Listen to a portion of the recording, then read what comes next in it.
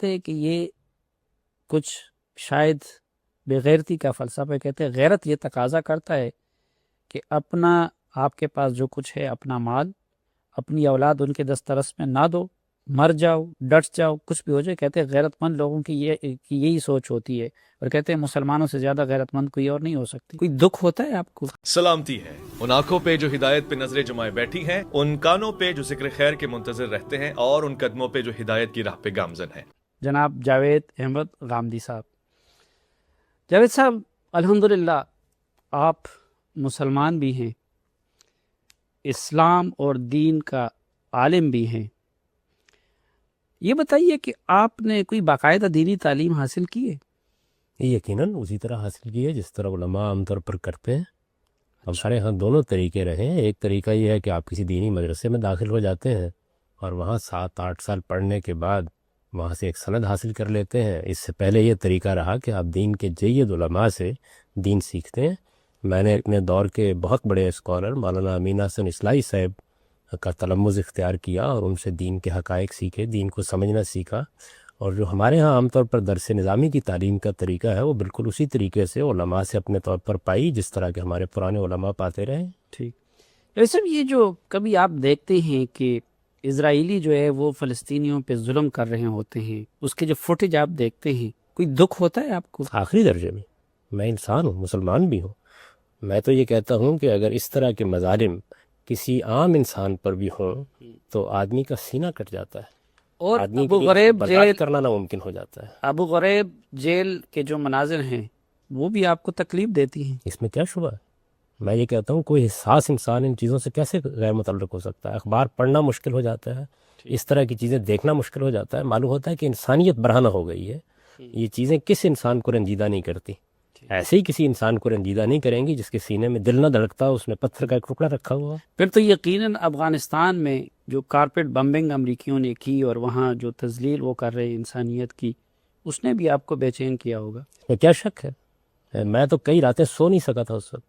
مجھے یہ معلوم ہوتا تھا کہ جیسے یہ بم میرے سینے پر پڑ رہا ہے۔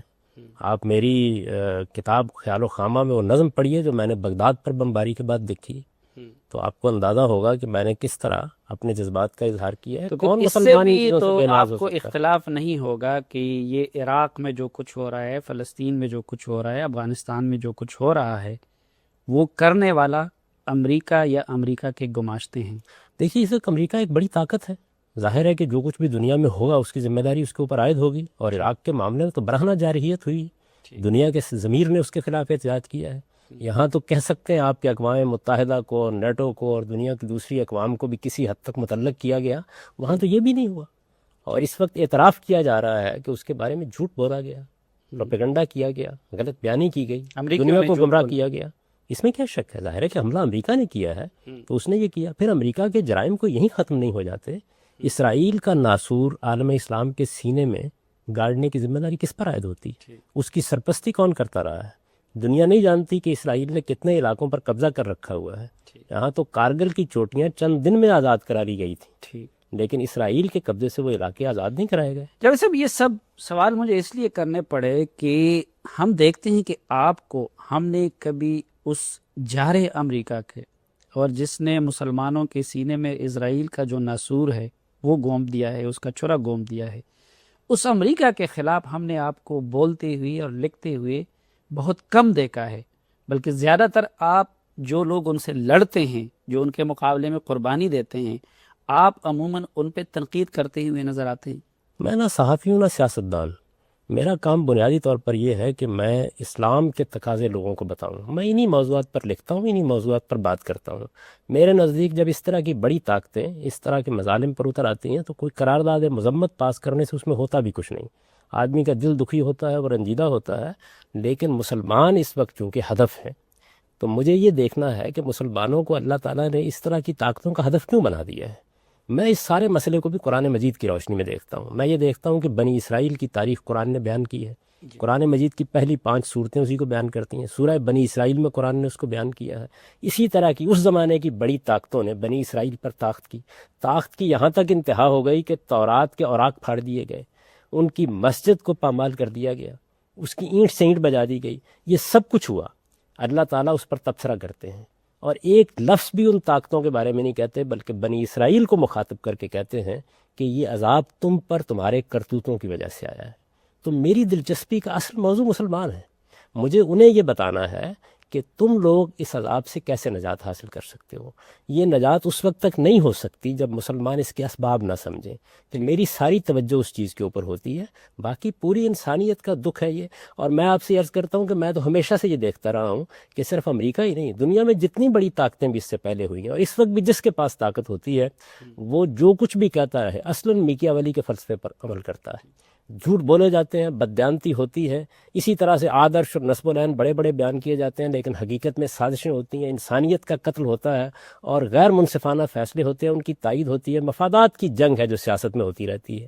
یہ جو چیز ہے یہ مجھے بھی تکلیف دیتی ہے، آپ کو بھی تکلیف دیتی ہے، لیکن میں کوئی سیاستدان نہیں، میں کوئی صحافی نہیں کہ میں مذمت کی قراردادیں بیان کروں۔ میرا اصل کام یہ ہے کہ میں لوگوں کو انذار کروں، انہیں خبردار کروں اس حقیقت سے جو اللہ کی کتاب میں بیان۔ لیکن آپ تو ہر وقت جو دینی قوتیں ہیں اور ان کی مزاحمت کرنے والی قوتیں ہیں، آپ ان کی مذمت کرتے ہوئے نظر آتے ہیں۔ کہ میں دین بیان کرتا ہوں، اور دین کو بیان کرتے ہوئے مجھے ان حقائق کی تصحیح کرنا پڑتی ہے جن کے بارے میں کوئی غلط فہمی ہوتی ہے۔ میں یہ نہیں کہتا کہ میرا ہی نقطہ نظر درست ہے، لیکن ہر مجھ کو حق حاصل ہے کہ میں نے قرآن و سنت کی روشنی میں جو کچھ سمجھا اسے بیان کروں۔ ابھی میں نے دیکھے نا آپ کو قرآن کی طرف توجہ دلائی کہ قرآن کیا کہتا ہے۔ اسے چاہیے تھا نا کہ وہ بابل کی سلطنت پر تبصرہ کرتا، وہ ان مظالم کا ذکر کرتا۔ اس کے بالکل برخلاف قرآن مجید کے الفاظ آپ سورہ بنی اسرائیل میں پڑھیے، وہ بنی اسرائیل کو یہ کہتا ہے کہ تمہاری مسجد، اور یہ مسجد کون سی ہے؟ یہ بیت المقدس ہے، ان کا قبلہ ہے، اس کو پامال کیا گیا، اور قرآن یہ کہتا ہے کہ خدا اپنے طاقتور بندوں کو تم پر چڑھا لایا تاکہ تمہیں تمہارے جرائم کی سزا دے۔ میرا احساس یہ ہے کہ اس وقت مسلمانوں کو ان کے جرائم کی سزا مل رہی ہے۔ لیکن وہی قرآن تو کلمہ حق بلند کرنے کا اس کا بھی درس دیتا ہے نا۔ اس قرآن میں کیا یہ تلقین نہیں ہے کہ دنیا کے سب سے بڑے دہشت گرد، سب سے بڑے استعمار، اس کی مذمت کی جائے، اس کی مزاحمت کی جائے؟ اس کو انسانیت کا مجرم قرار دے کر اس کا تجزیہ کرنا بھی میری اور آپ کی ذمہ داری ہے، اور میں نے بارہا یہ کام کیا ہے، لیکن یہ میرا کوئی روزمرہ نہیں ہے۔ دیکھیے مجھے دین بیان کرنا ہے، آپ اصل میں صحافی ہیں بنیادی طور پر، سیاستدانوں سے آپ کا زیادہ تعلق رہتا ہے، یہ ان کی دلچسپی کی چیزیں ہوتی ہیں۔ میرا کام یہ ہے کہ میں صحیح بات بتاؤں۔ امریکہ بھی میری دعوت کا مخاطب ہے، پاکستان کے لوگ بھی میری دعوت کے مخاطب ہیں۔ اسلام کی دعوت ایک عالمی دعوت ہے، اور اسلام کے جو اصول ہیں جن کے تحت سیاست، معیشت، معاشرت، ہر چیز میں انصاف کا بول بالا ہونا چاہیے، وہ میں بیان کرتا ہوں، تو اس کا مخاطب ہر شخص ہے۔ نہیں، یہ تو آپ بھی مانتے ہیں کہ سب سے بڑا ظالم جو ہے وہ امریکہ ہے، اور اس کا ہدف آپ نے ابھی اپنی گفتگو میں بیان کیا کہ مسلمان اور اسلام ہے۔ تو استعمار اور ظالم اور مظلوم کی اس لڑائی میں، یا کفر اور اسلام کی اس لڑائی میں، ایک عالم کا کیا یہ فرض نہیں بنتا کہ وہ خود میدان میں آئے؟ یعنی ہم نے جو آپ نے تاریخ کی مثالیں بیان کی، تو اس وقت کے طاغوت کی مزاحمت کی قیادت انبیاء نے کی، اور اس کے بعد علماء کرام کرتے رہیں، لیکن آپ کہتے ہیں کہ نہیں، میں تو صرف اس پہ اکتفا کروں گا اور صرف مسلمانوں کو نصیحت کروں گا۔ نہیں، دیکھیے بات یہ ہے کہ قیادت کیا چیز ہے، یہ تو قائدین کا کام ہے کہ اس کا فیصلہ کریں۔ اصل چیز یہ ہے کہ قیادت فکر کی قیادت ہوتی ہے۔ میرا احساس یہ ہے کہ اس وقت مسلمانوں کی فکری اصلاح کی ضرورت ہے۔ یہ جو کچھ بھی المیہ ہو رہا ہے یہ اس وقت تک تربیہ میں نہیں بدل سکتا جب تک مسلمانوں کی سوچ میں تبدیلی نہیں آتی، ان کے فکر میں تبدیلی نہیں آتی۔ ہر شخص جب اپنے لیے ایک کام کا انتخاب کرتا ہے تو وہ یہ دیکھتا ہے کہ اس کا ہدف کیا چیز ہوگی۔ میرے سامنے انبیاء علیہ السلام کا اسوہ ہے۔ انبیاء علیہ السلام میں سب سے زیادہ نمایاں مثال سیدنا مسیح علیہ السلام کی ہے۔ سیدنا مسیح علیہ السلام کی بعثت ایک ایسی قوم میں ہوئی ہے جس پر رومی حکمران تھے، اور اسی طرح مظالم کا ہدف بنا رہے تھے۔ آپ انجیل کو پڑھیے، آپ کو قرآن کو پڑھیے، انہوں نے کیا طریقہ اختیار کیا۔ تو یہ جو قیادت ہے یہ تو سیاسی لوگوں کا کام ہے، وہ کرتے رہتے ہیں۔ اہل علم کی ذمہ داری یہ ہوتی ہے کہ وہ حقائق کو لوگوں کے سامنے واضح کریں، ان حقائق کی تنقید کریں، ان کے بارے میں صحیح رویوں کو سامنے لائیں، قرآن و سنت کا صحیح حکم لوگوں تک پہنچائیں، ان کے سامنے وہ حقائق واضح کریں جس سے وہ روشنی حاصل کریں۔ اہل علم کیا انبیاء کے ورثاء نہیں ہیں؟ انبیاء کی میں نے مثال دی آپ۔ اچھا، تو انبیاء تو ہم دیکھتے ہیں کہ حضرت موسیٰ علیہ السلام وقت کے فرعون کو چیلنج کرتا ہے، رسول اللہ صلی اللہ علیہ وسلم اپنے وقت کے ابو جہل اور اس وقت کی جو طاقتیں ہوتی ہیں طاغوت، ان کو چیلنج کرتے ہیں۔ انہوں نے تو صرف دعوت پہ اور صرف مسلمانوں پہ اور صرف اپنے لوگوں پہ تنقید پہ اکتفا نہیں کیا۔ مثلا کیا چیلنج کیا؟ دعوت دی، پیغام پہنچایا، توحید کو بیان کیا، آخرت کو بیان کیا، اس کی مرادی کی۔ یعنی چیلنج کرنے سے کیا مراد ہے آپ کی؟ دین کو بیان کیا۔ انبیاء علیہ السلام کا منصب یہ بیان کیا گیا کہ مبشرین و منذرین، ان کا کام یہ ہے کہ وہ بشارت دیتے اور انذار کرتے ہیں، خبردار کرتے ہیں. میں شب و روز یہی کام کرتا ہوں.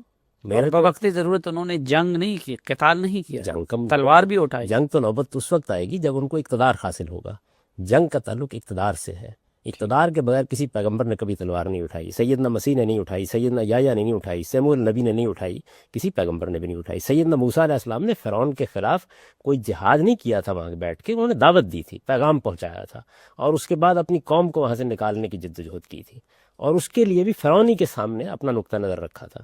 وہ دائی بن کر گئے تھے. قرآن مجید نے بیان کیا ہے کہ جاؤ اور جا کر فرعون کو تذکیر کرو. تو دین جب ہم بیان کرتے ہیں، اس کی دعوت پیش کرتے ہیں، تو یہ در حقیقت امریکہ کو بھی مخاطب کرتی ہے، یہ برطانیہ کو بھی مخاطب کرتی ہے، یہ دنیا کی طاقتوں کو بھی مخاطب، یہ سب انسانوں کو مخاطب کرتی ہے.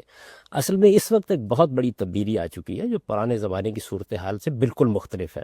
اس وقت بادشاہ حکمران بڑی اہمیت رکھتے تھے، اب دنیا کی اقوام غیر معمولی اہمیت رکھتی ہیں. اگر اسلام کا پیغام، اسلام کی دعوت صحیح طریقے سے لوگوں تک پہنچتی ہے تو در حقیقت یہی وہ چیز ہے جس کی اس وقت مسلمانوں کو ضرورت ہے، کہ وہ اسلام کو اس کی خالص، اس کی صحیح ترین صورت میں لوگوں کے سامنے لائے، لوگوں کے دل اس کے لیے کھلے، تاکہ وہ اس دین کی طرف متوجہ ہوں. انبیاء کا اصل کام یہ ہے، وہ دائی بنا کر بھیجے گئے تھے. وہ کوئی انقلابی لیڈر کے طور پر جتھے منظم کر کے اس طرح کی جدوجہد نہیں کرتے تھے. ان کی تاریخ اس سے بالکل خالی ہے. ان کو جب اقتدار حاصل ہوا ہے، اس کے بعد انہوں نے اپنی ذمہ داریوں کو پورا کیا، اور اس میں بعض اوقات جہاد و قتال بھی کرنا پڑا. لیکن جنرل صاحب، اب تو ہم دیکھتے ہیں کہ کچھ حوالوں سے معاملہ اس سے بھی زیادہ سنگین ہے. دفاعی جنگ کا حق تو آپ بھی تسلیم کرتے ہیں. میں تو اقدام کے ساتھ جنگ کا حق تسلیم کرتا ہوں. میں تو اقدام کے ساتھ جنگ کرنے کو اسلام کے حکام میں سے ایک حکم سمجھتا ہوں. یعنی صرف دفاع ہی نہیں، میرے نزدیک تو دفاع کا لفظ بولنا بھی ٹھیک نہیں ہے. اسلام میں ظلم کے خلاف جنگ کا ہمیں حکم دیا گیا ہے، اور ہم اللہ کا شکر ادا کرتے ہیں کہ ہمارے دین میں یہ ہدایت موجود ہے کہ دنیا میں اگر کہیں ظلم ہوگا اور ہمارے پاس طاقت ہوگی تو ہم اس کے خلاف تو جنگ اب کریں. کیا فلسطینی، عراقی، افغانی، کشمیری، یہ لوگ اپنا وہ دفاع کا حق استعمال نہیں کر رہے ہیں؟ پورا حق ہے ان کو، لیکن یہ کیسے کرنا چاہیے؟ اللہ تعالیٰ نے جنگ کا حق اس گروہ کو دیا ہے جس کے پاس سیاسی قوت ہوتی ہے. جب آپ جنگ کرتے ہیں، مثال کے طور پر فلسطین میں آپ کو جنگ کرنی ہے تو فلسطین کی قوم کو اس کا فیصلہ کرنا ہے. پاکستان میں آپ کو جنگ کرنی ہے تو پاکستان کی قوم کو اس کا فیصلہ کرنا ہے. مسلمانوں کی طرف سے آپ کو جنگ کرنی ہے تو سب مسلمانوں کو اس کا فیصلہ کرنا ہے. یہ فیصلہ کرنے کا حق جاوید احمد غامدی کو، سلیم صافی کو، فلاں اور فلاں کو، اس جتھے کے رہنما کو نہیں ہے. ٹھیک. ان تصورات کو بہت تنقید کر کے سمجھنا چاہیے. اللہ تعالیٰ نے جہاد کا حکم کس کو دیا ہے؟ فرد کو دیا ہے؟ ہرگز نہیں. اللہ تعالیٰ نے جہاد کا حکم، قتال کا حکم مسلمانوں کو بحیثیت جماعت دیا ہے. تو فلسطین کی پوری قوم اگر اپنے نمائندوں کے ذریعے سے یہ فیصلہ کر لیتی ہے، اور اس کی پوری قیادت یہ فیصلہ کر لیتی ہے کہ ان کو جنگ میں میدان میں کود پڑنا ہے، یا مثال کے طور پر پاکستان کے عوام یہ فیصلہ کرتے ہیں، یا عالم اسلام یہ فیصلہ کر لیتا ہے کہ ہمیں اب جنگ کرنی ہے، تو ان کو جنگ کرنے کا حق حاصل ہے. جنگ کرنا کوئی ممنوع نہیں ہے. اسلام کے اندر جنگ کا حکم موجود ہے، لیکن اس حکم کا تعلق افراد سے نہیں ہے، جتھوں سے نہیں ہے، گروہوں سے نہیں ہے. اس کا تعلق پوری مسلمان امت سے ہے، اور مسلمان امت کا اجتماعی نظم اس کا فیصلہ کرتا ہے. ٹھیک. ناظرین، غامدی صاحب بھی جہاد کے منکر نہیں ہیں. وہ بھی فرماتے ہیں کہ دفاعی جنگ کی جا سکتی ہے مسلمانوں کی طرف سے، لیکن وہ فرماتے ہیں کہ یہ فیصلہ کوئی فرد نہیں کر سکتا، بلکہ مسلمانوں کا نظم اجتماعی کرے گا. اس کے بارے میں ان سے پوچھیں گے کہ موجودہ حالات میں یہ کیسے ممکن ہے اور نظم اجتماعی کس طرح فیصلہ کر سکتا ہے، لیکن ایک وقفے کے بعد. ایک بار پھر خوش آمدید کہتے ہیں آپ کو پروگرام غامدی میں. میرے ساتھ تشریف رکھتے ہیں جاوید احمد غامدی صاحب. غامدی صاحب، یہ جو آپ بتا رہے ہیں کہ ٹھیک ہے دفاعی جنگ کا حق حاصل ہے، لیکن میں قطع کلامی کر رہا ہوں. میں نے تو یہ کہا ہے کہ دفاعی نہیں، صرف آپ اقدام کر کے بھی جنگ کریں گے. ٹھیک. آپ کو حکم دیا گیا ہے اس کا. قرآن مجید میں ہدایت کی گئی ہے کہ آپ ظلم کے خلاف اٹھیں اور جہاد کریں. ٹھیک. یعنی صرف دفاع نہیں. یہ نقطہ نظر تو کوئی دوسرے لوگوں کا ہوگا. اچھا. میں نے تو کبھی یہ لفظ استعمال نہیں کیا. میری جو کتاب میزان ہے، جس میں میں نے اسلام کے بارے میں اپنا پورا نقطہ نظر بیان کیا ہے، اس میں آپ جہاد و قتال کا مضمون پڑھیے. اس باب میں نے وضاحت کے ساتھ یہ بتایا ہے کہ اگر ہمارے پاس طاقت ہوگی کہ اللہ کا حکم ہے کہ ہم خود آگے بڑھ کر یعنی آپ یہ کہتے ہیں ظالم کے خلاف کہ نہ صرف دفاعی جنگ یا قتال جو ہے وہ جائز اور فرض ہے، بلکہ ظلم اور عدوان کے خلاف اقدام کر کے بھی جنگ کی جا سکتی ہے، لیکن فیصلہ کوئی فرد نہیں کرے گا، مسلمانوں کا نظم اجتماعی کرے گا. اس لیے کہ جو احکام مسلمانوں کو بحیثیت جماعت دیے گئے ہیں ان کا فیصلہ بھی وہی کریں گے. اس کی مثال لے لیں. جیسے مثال کے طور پر قرآن مجید کہتا ہے کہ آپ چور کے ہاتھ کاٹ دیں، یہ اللہ کا حکم ہے. لیکن کیا اس پر میں عمل کرنے کا حق رکھتا ہوں؟ میں اپنے ہاں اگر دیکھوں کسی نے چوری کر لی ہے، میرے ملازم نے چوری کر لی ہے، ثابت ہو گیا، مال برآمد ہو گیا، مجھے حق حاصل ہے کہ میں اس حد کا اس پر نفاذ کر دوں؟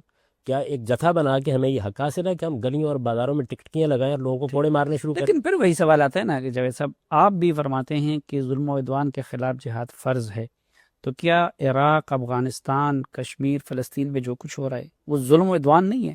ظلم و عدوان ہونے میں تو کوئی شبہ ہی نہیں ہے۔ دیکھیے ظلم و عدوان کی تاریخ آج کی نہیں ہے، جب برطانیہ عظمیٰ نے مسلمانوں کی سلطنتوں کو پامال کیا اس وقت بھی بہت سے مظالم ہوئے، اس سے پہلے جو بڑی طاقتیں یہاں دنیا میں حکومت کرتی رہیں انہوں نے بھی مظالم کیے، ہماری حکومتیں بھی معاف کیجیے گا ظلم کرتی ہیں۔ مسلمانوں کی جب سلطنت قائم تھی انہوں نے بھی جگہ جگہ بعض ایسے اقدامات کیے کہ جن کو ظلم ہی کہا جا سکتا ہے۔ ظلم تو ہوگا، سوال یہ ہے کہ اس کے خلاف جنگ کا فیصلہ کس نے کرنا ہے؟ مسلمانوں نے کرنا ہے، مسلمانوں نے۔ آپ مسلمانوں کے علماء کو، فقہا کو، ان کے اکابر کو، ان کے زعماء کی سیاست کو اکٹھا کیجئے۔ قرآن مجید نے آپ کو کیا تعلیم دی ہے؟ قرآن مجید نے یہ تعلیم کیسے اکٹھے ہوں گے؟ اب فلسطینی کیسے اکٹھے ہوں گے؟ عراقی کیسے اکٹھے ہوں گے؟ یہاں پہ کیسے اکٹھے؟ تو کیا جب تک وہ اکٹھے نہیں ہو جاتے کوئی فیصلہ نہیں کہ تو قرآن کا یہ حکم معطل رہے گا؟ قرآن مجید نے حکم جن کو دیا ہے عمل ان کو کرنا ہے۔ مثال کے طور پر قرآن نے ایک شوہر کو یہ بتایا ہے کہ تمہیں اپنے بیوی کی حقوق ادا کرنے ہیں، تو ہم اس شوہر ہی کو توجہ دلائیں گے کہ اسے یہ کام کرنا ہے، یا خود یہ حقوق ادا کرنا شروع کر دیں گے؟ اللہ نے جس کو جو حکم دیا ہے اس کو وہاں تک پہنچایا جائے گا۔ یہی وہ چیز ہے کہ جو میں کرنے کی کچھ کوشش اپنی دانش کے مطابق کرتا رہتا ہوں، اور حقیر ایک طالب علم کی حیثیت سے اس کی وضاحت بھی کرتا رہتا ہوں۔ میں جو بات آپ کو بتانے کی صحیح کر رہا ہوں وہ یہ ہے کہ یہ معاملہ کہ امریکہ ظلم کر رہا ہے، یہ معاملہ کہ فلسطین میں ہمارے ساتھ زیادتی ہو رہی ہے، یہ مسئلہ کہ کشمیر میں مثال کے طور پر زیادتی ہو رہی ہے، جتنے بھی اس طرح کے واقعات ہیں ان سب کو سامنے رکھ لیجیے۔ یہ جہاں معاملہ ہو رہا ہے وہاں مسلمانوں کا نظم اجتماعی موجود ہے یا نہیں ہے؟ اس وقت دنیا بھر میں 55 کے قریب ممالک ہیں۔ یہ مسلمانوں کا مسئلہ ہے، یہ میرا اور آپ کا مسئلہ ہے۔ نہیں، عراقیوں کا نظم اجتماعی تو صدام کی شکل میں موجود تھا، افغانیوں کا ملا محمد عمر کی صورت میں موجود تھا، وہ تو انہوں نے آ کے سب کچھ تل پٹ کر دیا۔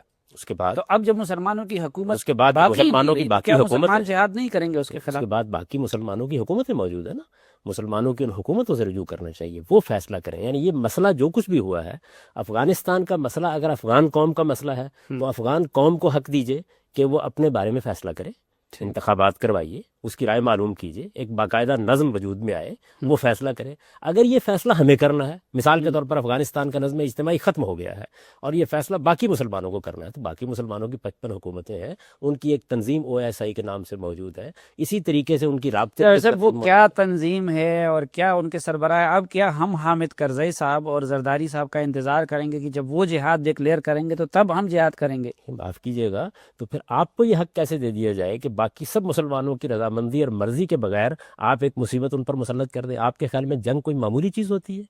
کیا آپ کو یہ حق دے دیا جائے؟ آپ یہ جنگ کہاں کریں گے؟ مریخ پر بیٹھ کر کریں گے؟ زارا پر بیٹھ کر کریں گے؟ یہ مسلمانوں کے ملکوں میں بیٹھ کے کریں گے؟ ان کے نظم اجتماعی سے آپ نے مشورہ کیا؟ اچھا چھوڑ دیجئے زرداری صاحب اور فلاں کا جن کے نام آپ نے لیے ہیں، کیا مسلمانوں کے تمام علماء، تمام فقہا اکٹھے ہوئے ہیں کسی جگہ؟ انہوں نے فیصلہ کیا ہے کہ اب ہم جنگ کا فیصلہ کر رہے ہیں؟ تو میں تو کسی کے پیچھے نہیں گیا ہوں نا جنگ کرنے کے لیے، میرے ملک پہ انہوں نے حملہ کیا ہے، میرے اس پہ قابض ہو گئے ہیں، تو کیا میں مزاحمت بھی؟ میرا ملک نہیں صرف، بلکہ افغان قوم کا ملک، میرا ملک نہیں صرف، تمام فلسطینیوں کا ملک۔ تو اس کے بعد ظاہر ہے کہ رد عمل اگر آپ کو ظاہر کرنا ہے تو آپ تنہا کریں گے۔ مثلا میرے گھر پر کوئی حملہ آور ہو جائے تو باپ فیصلہ کرے گا نا، سب کو بٹھائے گا، طے کرے گا ہمیں اب لڑنا ہے، ہمیں مصالحت کرنی ہے، ہمیں کوئی اور طریقہ اختیار کرنا ہے۔ ہر مسئلے کا حل صرف جنگی نہیں تو آپ کے گھر میں اگر ڈاکو گھسا ہے تو تب آپ جو ہے کہیں گے کہ نہیں ابھی میں کچھ نہیں کرتا، وہ اگر گولی چلاتے جواب میں گولی نہیں چلاتا، پہلے میں اپنے گھر میں مشورہ کرتا ہوں، وہ سب شرائط پوری کرتا ہوں، تو یہ تو وہی بات نہ ہو۔ وہ یہی کرتے ہیں آپ، ہر آدمی کو یہ کہتے ہیں کہ آج کل کے زمانے میں تمہارے لیے ممکن نہیں رہا یہ، اس وجہ سے جو پیسے جیب میں وہ ڈاکو کے حوالے کرو، اپنی جان بچانے کی کوشش کرو۔ ہدایت فرماتے ہیں نا، یہ انفرادی زندگی میں یہ ہدایت کرتے ہیں۔ اچھا فرض کر لیجئے کہ اس وقت باپ موجود ہے، میں اس سے سرکشی کر کے اقدام کر دوں گا گھر میں؟ آپ کا ایک نظم اجتماعی ہے پاکستان میں، آپ کا نظم اجتماعی ہے ایران میں، آپ کا نظم اجتماعی ہے سعودی عرب میں، آپ کی حکومتیں قائم ہیں، ان میں سے منتخب حکومتیں بھی ہیں، بادشاہتیں بھی ہیں۔ سوال یہ ہے کہ کیا انہوں نے بیٹھ کر یہ فیصلہ کیا ہے؟ یہ فیصلہ کس نے کرنا ہے؟ کیا ہم جنگ کرنے کی پوزیشن میں ہیں؟ ہمیں اس وقت میدان میں اترنا ہے، ہمیں خندق کھودنی ہے، ہمیں بدر کی طرح باہر نکلنا ہے، ہمیں احد کی طرح مقابلہ مدینے میں رہ کرنا ہے؟ کیسے کرنا ہے یہ معاملہ؟ اس کا فیصلہ آپ کے خیال میں اگر اس گڑی کے لوگ، اس علاقے کے لوگ، اس محلے کے لوگ کرنا شروع کر دیتے تو قریش کے خلاف جدوجہد کی جا سکتی تھی۔ ایک اجتماعی نظم اس کا فیصلہ کرے گا۔ یہ فیصلہ کرنے کے لیے آپ کس دن بیٹھے ہیں؟ اس نظم اجتماعی کو آواز دیں، اس کو بتائیں اس وقت تو صورتحال یہ ہے کہ جب اس طرح کے معاملات ہوتے ہیں تو مسلمان کا گلا کاٹ رہا ہوتا ہے. نہیں تو ایک اور بھی پہلو ہے نا، افغانستان میں ایک نظم اجتماعی قائم تھا، طالبان کی حکومت تھی، انہوں نے ہی مزاحمت کا فیصلہ کیا تھا. اسی طرح عراق میں جس کو آپ نظم اجتماعی کہتے ہیں، برا نہ مانیے، ایک تلخ سوال کروں، یہ جو نظم اجتماعی قائم تھا یہ افغانستان قوم کی مرضی سے قائم ہوا تھا؟ اس نے منتخب کیا تھا اسے، اس نے حق دیا تھا کہ ہم پر حکومت کرو. آپ پہلے اس کا فیصلہ کریں کہ حق حکومت حاصل کیسے ہوتا ہے. کم از کم امریکیوں سے زیادہ حق حکومت ان کو حاصل تھا. نہیں، حق حکومت حاصل ہوتا کیسے ہے؟ پاکستان میں حق حکومت کیا فوج کا جرنیل ہونے سے حاصل ہو جائے گا؟ کسی خاندان کا فرد ہونے سے حاصل ہو جائے گا؟ چند علماء مل کر اگر حکومت سنبھال لیں تو حاصل ہو جائے گا؟ یہ پاکستانی قوم کو فیصلہ کرنا ہے. اصل میں بنیادی طور پر میرا احساس یہ ہے، نہیں، بہرحال امریکہ سے تو زیادہ وہ جسٹیفائیڈ تھے نا. دیکھیے بات یہ ہے کہ یہ تو افغان قوم کو فیصلہ کرنا ہے نا، کون جسٹیفائیڈ ہے اور کون نہیں ہے. امریکہ کو تو کوئی حق ہی نہیں ہے، لیکن افغان قوم نے کیا فیصلہ کیا تھا کہ طالبان کو وہ اپنے اقتدار کی ذمہ داری دے دیں گے. یہ کس دن فیصلہ ہوا تھا؟ اگر فرض کیجئے کہ انہوں نے حکومت سنبھال لی تھی کسی نازک صورتحال میں، انہوں نے انتخابات کرائے تھے، معلوم کیا تھا کہ ان کی مرضی کیا ہے، وہ آج اس کے لیے تیار ہیں کہ دنیا میں یہ تحریک برپا کی جائے کہ افغانستان میں آزادانہ انتخابات اقوام متحدہ کی نگرانی میں ہوں اور وہ ایک سیاسی جماعت کی حیثیت سے حصہ لیں، اس کے اندر تیار ہیں اس کے اچھا لیے. جاوید صاحب، آپ نے جب تلخ سوال کر دیا تو اگر معاف کیجئے میں بھی ایک تلخ سوال کروں. جی آپ کو پورا حق. یہ جو آپ شروع میں آپ نے لیے- مثال دے دی کہ جی اگر آپ کے گھر میں ڈاکو گھس آئے، تو آج کل آپ بتا رہے تھے کہ فلسفہ یہی ہے کہ لوگ کہتے ہیں کہ جو کچھ ہے ان کے سپورٹ کر، باہر نکلتے ہوئے یہی کہتے ہیں. باہر نکلتے بھی یہی کہتے ہیں. لیکن کچھ لوگ کہتے ہیں کہ یہ کچھ شاید بے غیرتی کا فلسفہ. کہتے ہیں غیرت یہ تقاضا کرتا ہے کہ اپنا، آپ کے پاس جو کچھ ہے، اپنا مال، اپنی اولاد ان کے دسترس میں نہ دو، مر جاؤ، ڈٹ جاؤ، کچھ بھی ہو جائے. کہتے ہیں غیرت مند لوگوں کی یہی سوچ ہوتی ہے، اور کہتے ہیں مسلمانوں سے زیادہ غیرت مند کوئی اور نہیں ہو سکتی. مسلمان اگر سارے اتنے غیرت مند ہیں تو آپ ان کے نظم اجتماعی سے اتنے مایوس کیا ہیں؟ ان کو فیصلہ کرنے دیں تاکہ وہ غیرت مندانہ فیصلہ کریں اور دنیا سے ٹکرا جائیں. پھر آپ اتنے مایوس کیوں ہیں؟ یعنی پاکستان کے اندر، سعودی عرب میں، مختلف جگہوں کے اوپر کروڑوں کی تعداد میں مسلمان آباد ہیں. پھر ان کو حق دیں اس بات کا، پھر میدان میں نکلیں، اپنا یہ نقطہ نظر لے کے آئیں، افغانستان ہی میں نکلیں اور لوگوں سے کہیں کہ وہ آپ کو حکومت دے دیں تاکہ آپ امریکہ کے خلاف جہاد کر سکیں.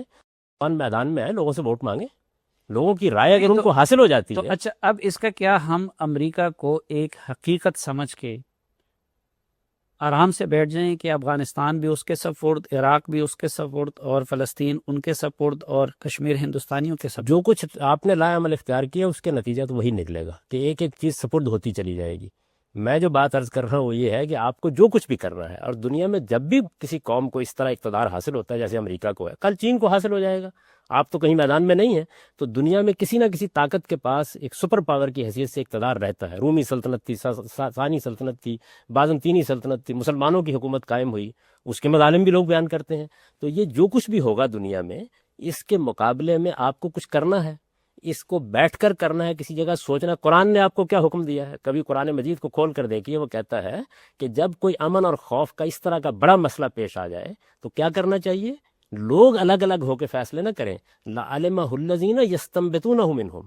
اس وقت معاملہ اہل امر کے سپرد کرو، ارباب حل و عقد کے سپرد کرو، تاکہ جو لوگ معاملے کو سمجھ کر فیصلہ کر سکتے ہیں وہ رائے قائم کریں. میں کیا کہہ رہا ہوں آپ سے؟ میں یہ نہیں کہہ رہا کہ آپ مزاحمت نہ کریں، میں یہ نہیں کہہ رہا کہ آپ گھر میں بیٹھ جائیں. میں یہ کہہ رہا ہوں کہ فیصلہ جو بھی کرنا ہے، فیصلے کئی ہو سکتے ہیں. رسول اللہ صلی اللہ علیہ وسلم نے فیصلہ کیا کہ وہ خندق کھود کر مقابلہ کریں گے، میدان میں نہیں نکلیں گے. ظاہر ہے کہ یہ فیصلہ خدا کے پیغمبر نے کیا نا.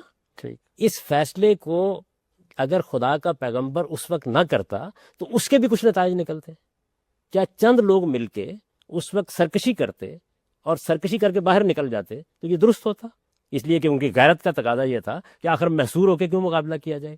غیرت کا تقاضا کیا ہے، غیرت کے تقاضے کو کیسے پورا کرنا ہے، عزت کیسے بچانی ہے، اس کا فیصلہ کون کرے گا؟ مسئلہ آپ کا ذاتی ہے، میرا ذاتی ہے، یا مسلمانوں کا ہے؟ فیصلہ کریں نا. امریکہ نے آپ کے خلاف کوئی ذاتی اقدام کیا ہے؟ ذاتی اقدام کیا تو جائیے ذاتی بدلہ لے لیجئے اس سے. اگر یہ مسئلہ مسلمانوں کا ہے تو پھر مسلمانوں کو فیصلہ کرنا ہے. افغانستان کا مسئلہ ہے تو افغانستان کی قوم کو فیصلہ کرنا ہے. افغانستان کی قوم کا فیصلہ کیسے حاصل ہوگا؟ آزادانہ انتخابات میں آئیے، افغان قوم کا اعتماد حاصل کیجئے، اس کے بعد پالیسی بنائیے پارلیمنٹ میں بیٹھ کے جرگہ منعقد کیجئے، لوگوں کو اکٹھا کیجئے، فیصلہ کیجئے اس بات کا کہ ہم نے امریکہ کے خلاف جنگ کرنی ہے. آپ کو کون روک؟ ناظرین، جاوید احمد غامی صاحب بظاہر بات تو بڑی اچھی کر رہے ہیں، لیکن مجھے کوئی خیالی سی بات لگتی ہے کہ مسلمانوں کا نظم اجتماعی فیصلہ کرے اور افغانوں میں آزادانہ انتخابات ہوں اور وہ پھر جہاد کا اعلان کرے. یہ کیسے ہوگا؟ اس سوال کا جواب لیں گے غامدی صاحب سے، لیکن ایک وقفے کے بعد. امریکیوں کی موجودگی میں کیا افغانستان میں آزادانہ انتخابات ہو سکتے ہیں؟ یا بلکہ اس سے پہلے میں کہتا، اگر آپ ملا محمد عمر کی جگہ ہوتے تو امریکیوں نے حملہ کر دیا، اپنا کیس انہوں نے ثابت نہیں کیا تھا اور اس کے جواب میں واقع حملہ آور ہو گئے، تو آپ کیسے یہ فیصلہ کرتے؟ اور اس وقت افغان عوام کی رائے جو ہے آپ کیسے معلوم کرتے؟ کوئی افغانی پاکستان میں بیٹھا ہوا ہے، کوئی شمالی اتحاد کا حصہ ہے، کوئی باہر بیٹھا ہوا ہے، تو اس صورت میں کیسے افغانوں کی، وہ تو کوئی بھی فیصلہ ہو اس کو سب افغانوں کا فیصلہ نہیں کہا جا سکتا. مطلب یہ ہے کہ انارکی کی کیفیت ہے، پہلے اس کو دور کریں. یہ طریقہ تو نہیں ہے کہ اس کے بعد کوئی ایک گروہ یہ فیصلہ کر لے. دیکھیے، آپ اس بات کو سمجھنے کی کوشش کیجئے کہ معاملہ کس کا ہے، افغانستان کا معاملہ ہے یا ملا عمر کا کوئی ذاتی معاملہ ہے. اگر افغانستان کا معاملہ ہے تو افغانستان کی قوم کو پہلے ایک پلیٹ فارم فراہم کیا جائے گا. پاکستان کا معاملہ ہے تو پاکستانی قوم کا پہلے نظم وجود میں لایا جائے گا. اللہ نے ہمیں یہ طریقہ بتایا ہے، میں اس طریقے کی طرف آپ کو توجہ دلا رہا ہوں. مسلمانوں کی قیادت اس وقت جس طرح کا استدلال کر رہی ہے، اس استدلال کے اندر ذرا اتر کر دیکھیے کہ کیا چیز ہے. کیا اس کے معنی یہ ہے کہ میں ایک جتھا بناؤں، میں ایک گروہ بناؤں، جب میرا جی چاہے جس کے خلاف جنگ چھیڑ دوں؟ بھائی، ہر محال میں جنگ کا فیصلہ نہیں کیا جاتا.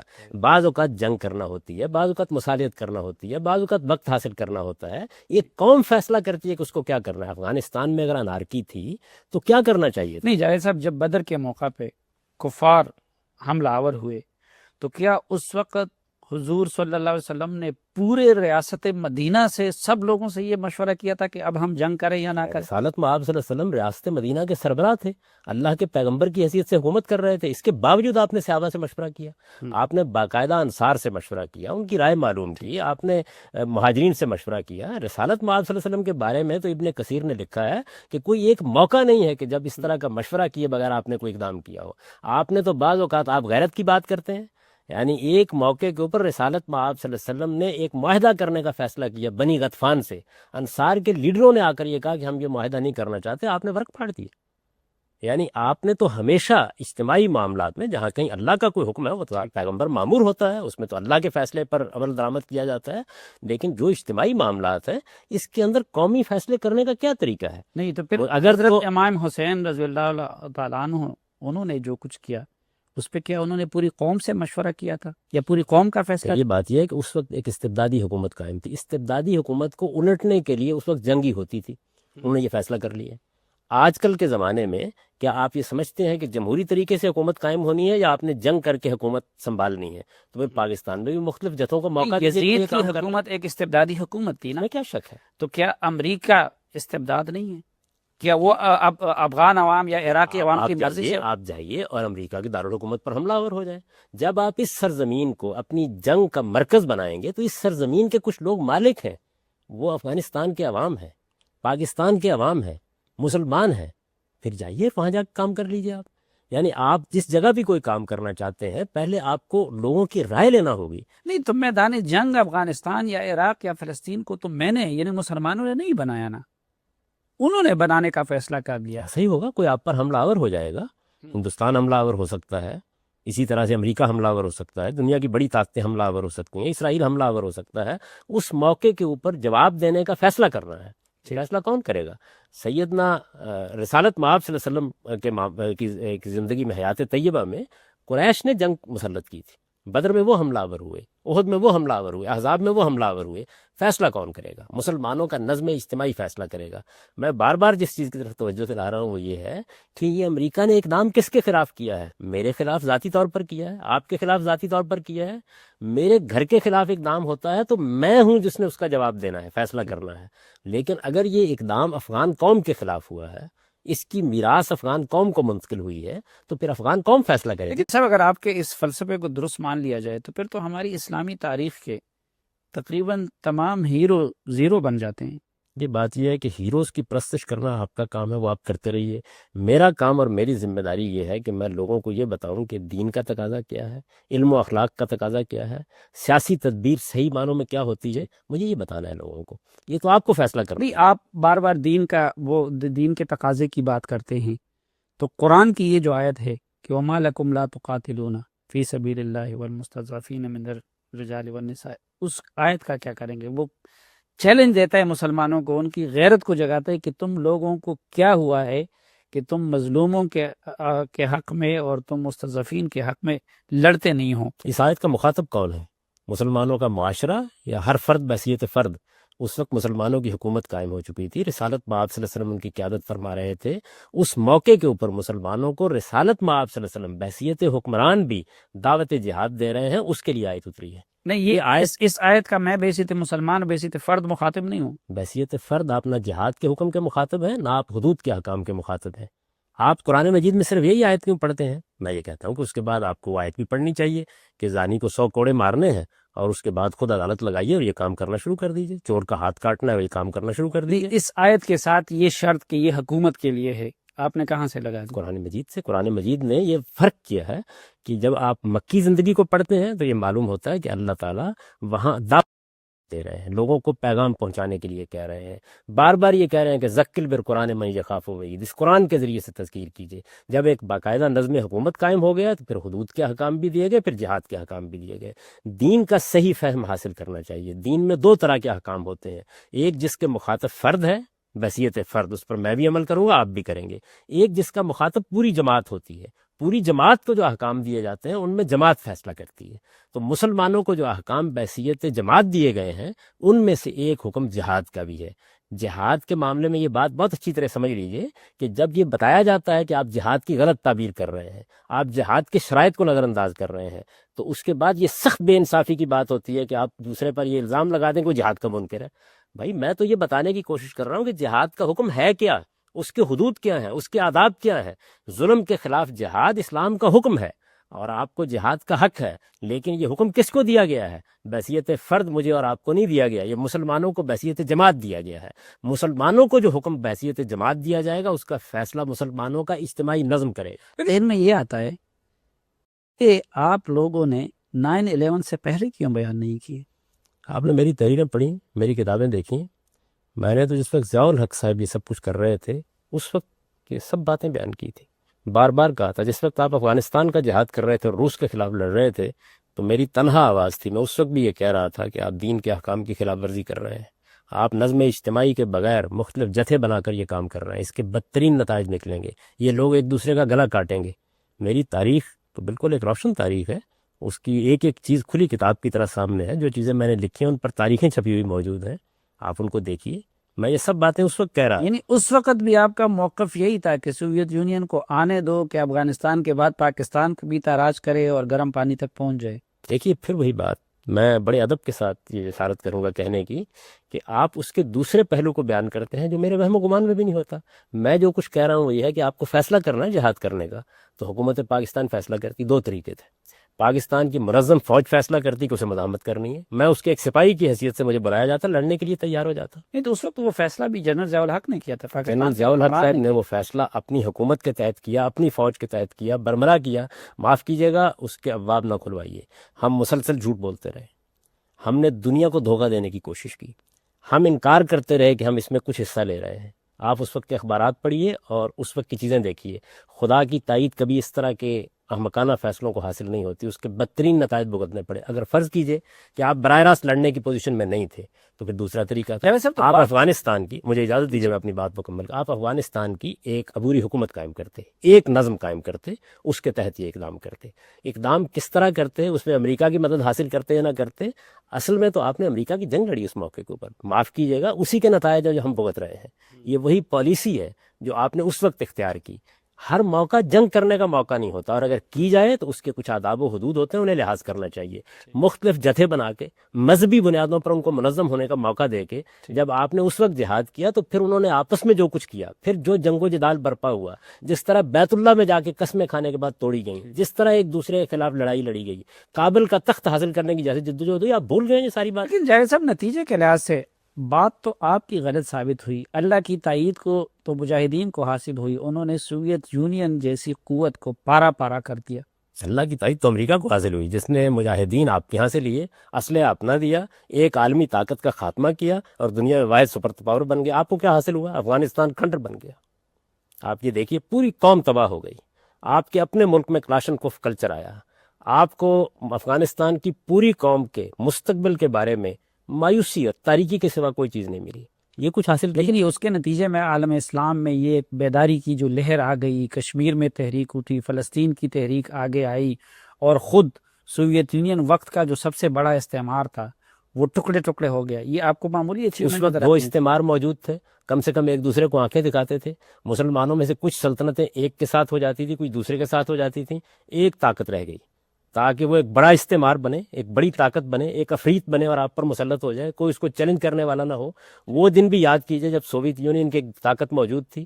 میں آپ سے یہ عرض کر رہا ہوں کہ جب آپ جنگ کا فیصلہ کرتے ہیں تو یہ بڑی بصیرت کا فیصلہ ہوتا ہے، یہ جذبات کا فیصلہ نہیں ہوتا۔ اس کے لیے ضروری ہوتا ہے، جس کو قرآن نے بیان کیا نا، عالم الذین یستنبطونہم منہم، وہ لوگ فیصلہ کریں بیٹھ کر جو معاملے کو سمجھ سکتے ہیں۔ امریکہ کے خلاف آپ کو جنگ کرنی ہے، روس کے خلاف آپ کو جنگ کرنی ہے، یہ کیسے کرنی ہے؟ لیکن جاوید صاحب شاید اگر اس وقت وہ مجاہدین وہ مزاحمت نہ کرتے تو اس وقت خدا نخواستہ شاید یہاں پہ یہ گفتگو نہ ہو رہی ہوتی، اور سلیم کا نام شاید سلیموف ہوتا اور جاوید غامدی کا نام جو ہے اس کے ساتھ بھی کوئی ووف کا لاحقہ لگا ہوتا۔ دیکھیے فوراً آپ نے نتیجہ نکالا مزاحمت نہ کرتے۔ میں یہ کہتا ہوں مزاحمت کیسے کی جاتی؟ میرے اور آپ کے مابین اختلاف یہ نہیں ہے کہ مزاحمت کی جائے یا نہ کی جائے، اختلاف یہ ہے کیسے کی جائے۔ مزاحمت کی لائے عمل کیا ہو، اس کی حکمت عملی کیا ہونی چاہیے؟ اس کی حکمت عملی کیا یہ ہونی چاہیے کہ مذہبی بنیاد پر لوگوں کو حق دیا جائے کہ وہ اپنی قوتیں منظم کریں، ان کو روپیہ دیا جائے، ان کو اسلحہ دیا جائے، امریکہ کا اعلیٰ کار بن کر ایک کام کیا جائے، استعمار، ایک بڑے استعمار کے مقاصد پورے ہو جائیں، یہ اس کی حکمت عملی ہوتی ہے۔ اس کی حکمت عملی کیا ہونی چاہیے تھی؟ میں وہ گزارش کر رہا ہوں، اس کی حکمت عملی یہ تھی کہ آپ اللہ پر بھروسہ کرتے، پاکستان کی افواج اس اقدام کے لیے تیار ہوتی، پوری قوم کو آپ بلاتے، نفیر عام کر دیتے۔ میں کہتا ہوں میں اس کا حصہ بن کے آپ کے ساتھ کھڑا ہوتا۔ اچھا یہ ممکن نہیں تھا، آپ ایک عبوری حکومت بناتے افغانستان کی، ایک قیادت کے تحت معاملہ کرتے، اس کو کہتے کہ وہ دنیا کی عالمی طاقتوں کے ساتھ معاملہ۔ چلو اس وقت مجاہدین یا ہماری حکومت امریکہ کی اعلی کار بن گئی، آپ کیا نہیں سمجھتے کہ اس وقت آپ جیسے لوگ امریکہ کے اعلی کار بن رہے ہیں؟ دیکھیے بات یہ ہے کہ مجھے تو حق بیان کرنا ہے، اس کی تائید کون کرتا ہے، اس کا کون ساتھ دیتا ہے، یہ میرا مسئلہ نہیں ہے۔ میرا مسئلہ یہ مجھے وہ بھی صحیح بات کہتے تھے بیان نا کرنا کہ ہے۔ ہم نے تو جہاد کرنا ہے، اپنے ملک کو آزاد کرنا ہے، اس کا فائدہ امریکہ کو ہوتا ہے یا کسی اور کو ہوتا ہے۔ اس وقت ان کی بھی یہی دلیل یہ بات یہ ہے کہ میں تو یہی کہہ رہا ہوں، انہیں جہاد کرنا تھا تو اس کا فیصلہ کرنے کا وہ طریقہ اختیار کرتے جو دین نے انہیں بتایا ہے۔ میں یہی کہہ رہا ہوں کہ دین کے طریقے کو سامنے رکھیے۔